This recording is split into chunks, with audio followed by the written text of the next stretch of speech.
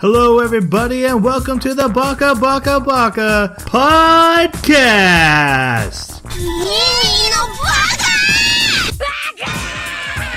Baka. It's amazing how every time you open your mouth, you prove you're an idiot. Welcome to Baka. This is our minisode. Today we're not talking about animes that we watched in the past 2 weeks like we're a book club. That's what we usually do. But today we're doing something special. We're talking about the other thing dear to our heart, the video games that we play. Specifically, we're going back to our childhood. Yeah, we were children. Of the 90s. Young adulthood, yeah. Yeah. And to join me in this, as always, are my co-hosts. First, we have the star to my craft, Jeremy. How's it going? It's going good. I'm excited to talk about games. Are you offended? that hurts me to my heart. But go on. I got a good one. StarCraft. What, that you didn't get to be StarCraft? That you didn't pick me for StarCraft. I'm really sorry. Oh, sorry. I got a good one for you. Don't worry about it. Okay. The toe jam to my Earl. Jason. I love it. Why do you hate me? I was doing okay, but now it's terrible. Oh, no. I ruined your day. See, I honestly have written down the golden to my eye, and I switched it up last minute. And switched it up last minute. It felt right. It felt right in the heart. That's great. I guess I deserve that after our pre-show. So, anyways, okay. Yeah, everyone who thinks I'm mean to Jason, you don't see what he does to me when the cameras are off. Okay, I'm completely innocent. He is nasty. Guys, we're like I said, we're talking about video games from the 90s. This is Jeremy's minisode. We are breaking a little bit away from the anime, so to smooth the transition, I'm going to bring up a subject.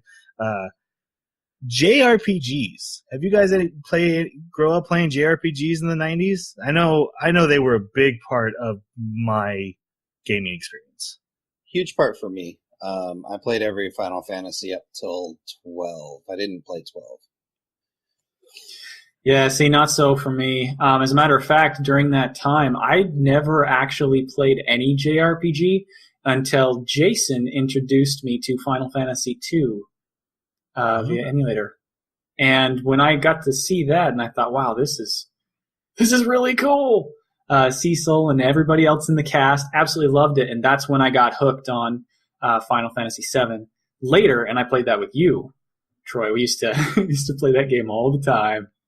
But beyond Final Fantasies 2 and 7, I don't think I've really played much of the Final Fantasy series. And not very many others. Suikoden. Suikoden was a good console JRPG. I loved that. Yeah, you remember you playing Suikoden. I didn't play Suikoden until I was old. Final Fantasy, huge for me. Legend of Dragoon. Here's where the internet rages at Troy, like they didn't know around to already. Don't enjoy Chrono Trigger. You I know. Son of a... Really enjoy Chrono Cross. I'm the worst. Oh. I loved Chrono Trigger, but I couldn't even continue playing Chrono Cross. Like, I had to stop. We can't be cousins anymore. Yeah. Nobody knows we're cousins. You just dropped an info dump. Boom. Boom. That's why you listen to the minisodes. This is a family podcast. That's right. We're all cousins. Yeah, my problem with Chrono Trigger, the battles take forever to start from the moment of contact with the monster to the battle start, and it drove me insane that I always just walk away from it. I'm like, I can't. It's no longer than running into a random thing in Final Fantasy. It freezes, though. The whole game just freezes, and I'm like, are we doing a thing? Like, at least Final Fantasy VII, we have the spin transition. It's awesome. See, I thought that Chrono Trigger's combat system was so far advanced beyond any other JRPG that I had played that, I mean, the ability to actually see the characters hopping around on the map, to run into them, and to have that visceral, how am I going to lay out my attacks, so much better than just a command menu. The only one that rivaled it, the only ones that rivaled it, in my opinion, was Secret of Mana and Secret of Evermore. Yeah, I played those later. Those are good. Yep. All right, guys, See, I got all these like later in the like 2000s. I played all of them. I did play through Chrono Cross, and I did enjoy Chrono Cross. I will say that.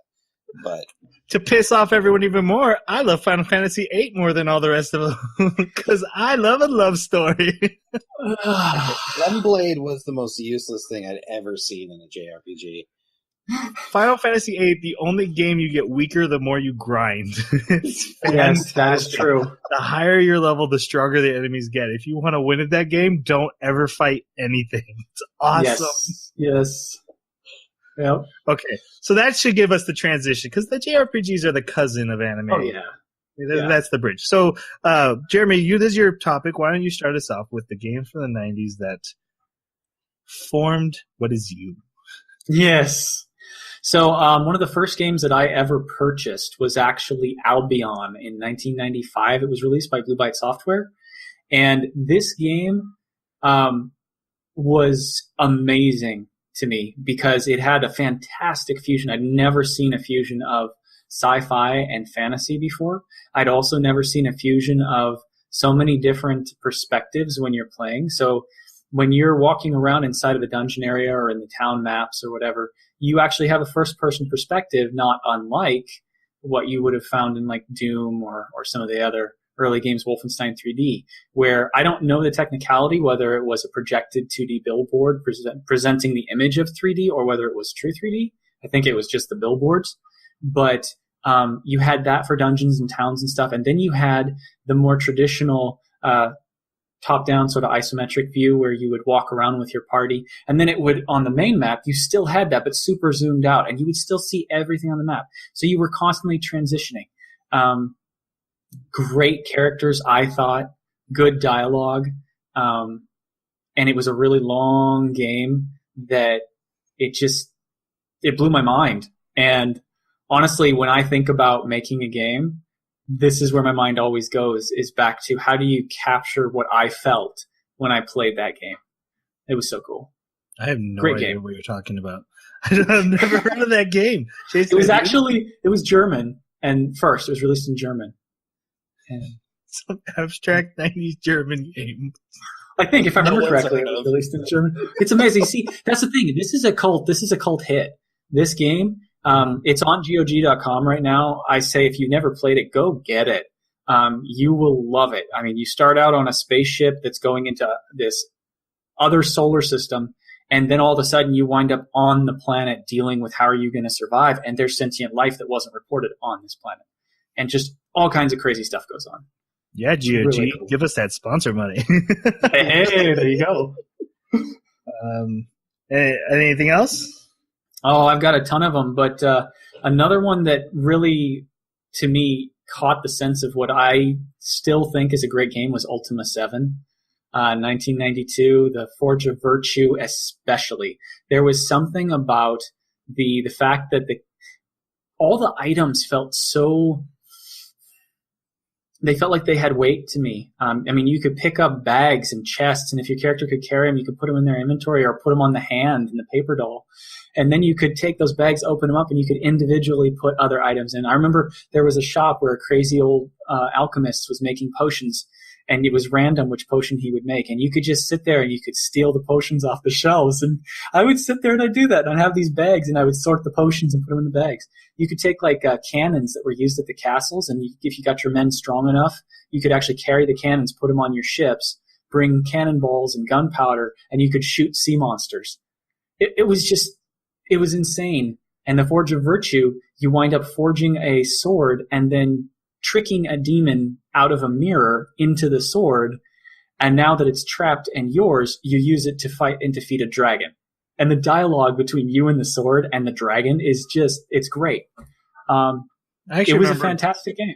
I saw that game for the first time actually when I was visiting Jason one day. We went over to one of his friends' house and like 10 people gathered around and watched one person play Ultima 7. It was great. Yep, I remember that's where I saw it too. That was another Jason game. Yep. I'll let you guys go ahead and throw out a couple more. And if we have time, I'll throw in another one later. All right. Jason, how about you? The 90s really cemented for me what it meant to be involved in your entertainment. And what I really enjoyed about 90s games was not only was it an exploration into this industry that now outperforms the movie industry, but which my dad always told me, oh, these video games will never amount to anything. And now they make billions and billions of dollars. But back then, they treated the player with a respect that you do not see today. Yes. Games today treat you as if you're 13 or 5, really. Mm-hmm. And also, the illusion of choice in games today sucks. For example, Fallout 4,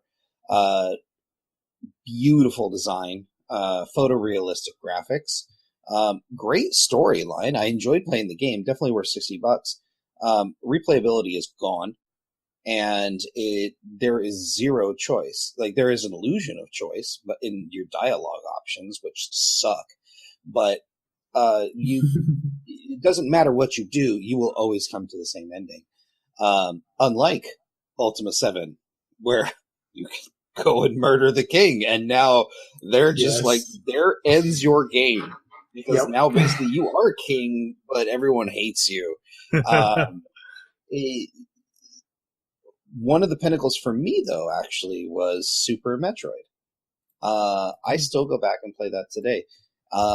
Not because it was just a great side-scroller, but it defined what it meant for an exploration game that gave the player the respect to go do it yourself. Like, here's this great world we've developed for you. It is hard, and you need to go figure it out. Games don't do that today, and it's tragic that they don't. Growing up, I had games when I was a dumb kid and bought dumb games off the shelf. Like, oh, that's got a cool picture, and then go home and I think back now, and I can't remember what games those Jurassic were. Park. Oh, I remember playing Jurassic Park at your house. That was one of the few Sega games I can remember I had, and it was a horrible game. It's so flawed. I couldn't even beat the Raptor version because you literally can't beat it. But for me, the Nintendo 64 PlayStation era is when I consider myself a hardcore gamer, right? And the game that changed my life, besides GoldenEye, playing with friends, I was in those groups with 10 guys in a basement waiting for your turn to shoot each other on GoldenEye and getting pissed that someone grabbed the body armor and that experience. But for me, it was Legend of Zelda Ocarina of Time. It was such a 3D and immersive world. And to get a little personal, this is the same exact time when I was playing this is when my parents got divorced. So home life wasn't amazing, so I would go into my room, put on Bare Naked Ladies CD, and I would just lose myself in this 3D immersive world and go on these quests and these adventures. It was the first time I let myself fully drop into a game. It wasn't Sonic trying to get to the end for the challenge. It was, I want to explore this world. I want to meet these characters. I did everything I could in that world. I killed chickens just to see what would happen when I killed the chickens, and then challenge them, how long can I survive a chicken attack? That game changed me who I was because it got me through some of the roughest times of my life, for sure. And even to this day, video games to me are a stress relief. This day was bad, this sucks.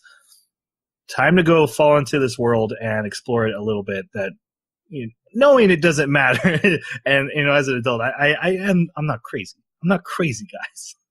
Well, okay, I'm a little crazy. Other games I love were the X-Wing and TIE Fighter simulator games. I knew you'd mention them. Oh, so good. And I played X-Wing and I didn't fly a TIE Fighter until X-Wing versus TIE Fighter, so I missed out on what everyone considers the best, which is TIE Fighter. But I remember doing tricks in my A-Wing and with a fleet of TIE Fighters chasing me and pulling through Corvettes and making them crash. That's awesome. It's great stuff. And SimCity 2000 and leaving that on, that was the first game I just let run because your income would increase as long as you had all your settings right, your taxes right. You could just walk away and come back the next day and 100 years went by, but you're super rich. That's great. Yeah, those were some of mine, and I even threw in some PC games for you there. PC Master Race. I was wondering if you'd have very many. Yeah. Along with the TIE Fighters and X-Wings, Descent was the first. Oh yeah. It came right out of that like new era of Duke Nukem 3D. But what was neat about it was a fully 3-dimensional game where you had to worry about every single direction. Up, down, left, right, diagonals, behind you. It wasn't just a 3D world on a 2D platform. Like, right. It mattered what was above you and around the corner. Mm-hmm. So. Yeah, along the lines of spaceships, although this is an entirely different genre of spaceship, Nomad, released in 1993 by Papyrus Design Group. Do either of you guys know what Nomad is? No. See, I've got these weird esoteric games. I love them. I do. Nomad, if you get a chance, look it up, from Papyrus Design Group. It was so cool. The basic concept was that a spaceship had crash landed on Earth, and so the governments got together and they rebuilt it so that it could be taken out, and you got to be the pilot assigned to pilot it. It goes out. What happens? First thing is you encounter that an alien is already right there waiting, and he actually sent his robot down to help repair the ship. You then proceed to go on this really, really long quest where you are changing your ship as you fly. You're buying new modules, new enhancements, engines, shields, etc. You're changing them out. You're trading with any ship you come across. They're all flying around. You have first-person perspective. You can choose which missiles are loaded, what kind of missile launcher you have. There's multiple different races. They have fantastic dialogue. The sound for the characters is distinct for each race. So like one of the races, they have everything is made of crystals and stuff. And so the way they talk is it's like a weird MIDI singing voice. And then the text just scrolls across the screen. Then you have these guys that look like giant camels, and they have funny voices. You have little mole people. You have this guy, he's got like this whole race. They have noses like this big, and they go, the whole time the text is playing, they're doing different waves of the sound in different forms. It's fantastic. It's so immersive. And you wind up discovering that there's like some kind of robot menace or something, and you have to go on this big quest to take care of it. And it, to me, was the first free space game where you could be whatever you wanted. If you wanted to be a trader, you could go be a trader. If you want to be a bounty hunter, you could go do that. And this thing was released back at a time where everything was just pixels on your screen, no 3D. It was so cool. I mean, I had like 8 discs or something, hard discs, that I had to use to install this thing, 3.5 or. Yeah, that was the thing back when you got a big game and you had like a weekend of installing it. Yeah. It was so worth it. Another one was Terra Nova, a Strike Force Centauri in 1996. Do you guys know that one? Alpha Centauri? Yeah, I raged against that. Nope. Not that super popular game you just mentioned. It'd be something else. Specifically, it is Terra, one word, Terra, Nova, Nova, another word. Terra Nova Strike Force Centauri. Why do you come up with these fantastic weird games? These are what I discovered. You see, I didn't have a lot of friends that played video games. Like you guys were pretty much it. Maybe one other friend that had video games. So for me, it was, what am I discovering? And so I'd see magazines, PC Gamers and things like that at the stores. And so I'd be browsing through them, or I'd be just browsing the internet on my dial-up. Terrible. And I would discover that these games exist. And I'm like, okay, I got to try it. And my dad, he's the one that actually found Nomad. You know, he just came in one day with the box of discs and says, here you go, check it out. It's pretty cool. But Terra Nova, it has, this was back in the time where all of the cinematics were live action. So, like, you have a squad of different people that you can assign that to be a part, well, I shouldn't say a squad, a platoon, basically, of different people that you can assign to be a part of your squad of 4 people that are going to go out on these different missions. And you have to assign the suit. You got to assign the weapons in the suit. And it's first person. You're in the suit. You've got all the gear. It's like you're doing a mini mech or something from Mech Warrior 2 Mercs or something. And you're running around out there dealing with the hegemony that's got all kinds of political issues. And it was so awesome. It did not age well, but it was amazing. 1 second. Did you just say you played MechWarrior 2, which is a 90s game, but you decided to talk about that one instead? I think it's fun to bring up the ones that have character and are not really well known because, I love MechWarrior 2 Mercs, but it didn't, it was another Jason game. That's so true. And so I was like, what games did I discover? Guys, check out Jeremy's weird games and let me know what you think of them. I would love to hear audience reactions to Jeremy's. I tell you, they're cult games. They're like, they have a cult following. We got to start wrapping up here, guys, for the minisode, but I want to do one quick little rant before I say bye. 90s computer games. I'm going to tell you what's wrong with them. Okay? Get ready for this. They're not here anymore. You damn cheat codes. You covered in cheat codes, and you know what? I'm a 10-year-old. I can't resist the cheat code. It ruined every game. Descent. I have never beaten Descent on regular because I go about 3 levels and be like, it'd be great. Big giant red missiles as much as I want everywhere I want. Yes. That sounds like more of a character flaw than a problem with the games. Nope, it's the computer's fault. It ain't me. Okay. It can't be me. Okay. All right, guys, that's all the time we have for tonight. Unless you guys have any quick rants you want to drop. Ragnarok. Play yes. Ragnarok. Yeah. Oh, that was good. No. That was great. That was great. One of the worst nights of my life. My mom made me go hang out with both of you, and you both had your computers, and you both played Ragnarok, and I had to just sit in that damn room waiting while you guys just played your video games.